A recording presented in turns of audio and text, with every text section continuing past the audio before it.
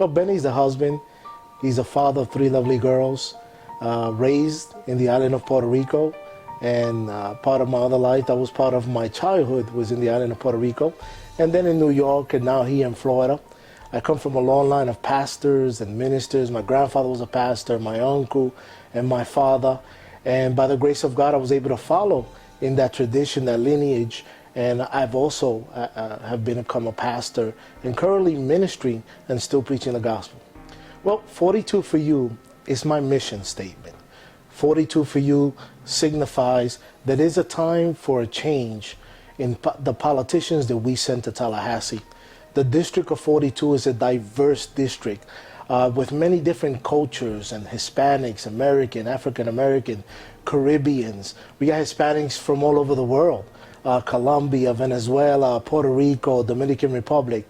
And 42 for you, it's about that we need a change. We need to send politicians that are going to work for you, the constituents, the residents of the district. 42 for you is about that this district does not belong to political PACs, political parties, special interests. I want you to know that your vote for Benny is a vote to bring back this district where it belongs to you, the residents, and I represent your needs and your concerns. I understood, my eyes were open, that we can no longer sit back and let others lead, that we need to take the reins, that we need to participate in the leadership of our community. And that incident that affected me was that my homeowners association tried to foreclose on my property for $250. And it was during a time where this HOA was running wild, selling out debts, taking away people's houses. And it was in a community meeting that I spoke up about that. I spoke about the issues that were happening. And a lot of the community came towards me and said, hey, Benny, you seem well versed. You seem like a person that talks good and know how to, operate in public. Why don't you take a role in leadership? Why don't you run for elected office? And one of the key things that I will do as a legislator is that we need reform in Florida Statute 720, which governs HOAs. And right now, there is no law that helps a homeowner defend his property rights. Well, part of who I am is the experience that I'd be able to accumulate in life. At 14 years old, I had to go out on my own. And by the time I was 17, I rented my own apartment, had my own job. And I started out early, just like everybody else. I was a worker at McDonald's. But by the time I was age 17, I was already a manager for different companies.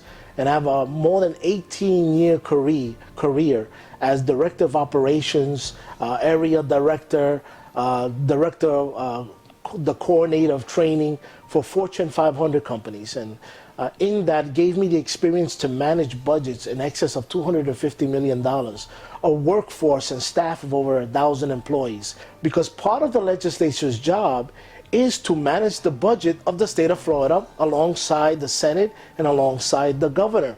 So this unique experience of throughout my career has prepared me for that aspect. Aside from that, I was able to continue my education little by little. I have a master's degree in psychology, a master's degree in theology, and I have my PhD in clinical psychology, and currently a chaplain for the Osceola County Sheriff's Department. This gives me, as one of the only candidates that has the unique experiences, the unique background to go to Tallahassee and make an impact day one in the state legislature. There are so many needs right now in District 42. One of them is infrastructure and our roads. In the last months before the epidemic, there was a fight to increase 1 cent, the taxes, to make Osceola County the highest tax rate in all the state of Florida at 8.5. This is after they already raised a 5-cent gas tax and a half-cent tax for education. Now they wanted 1 more cent.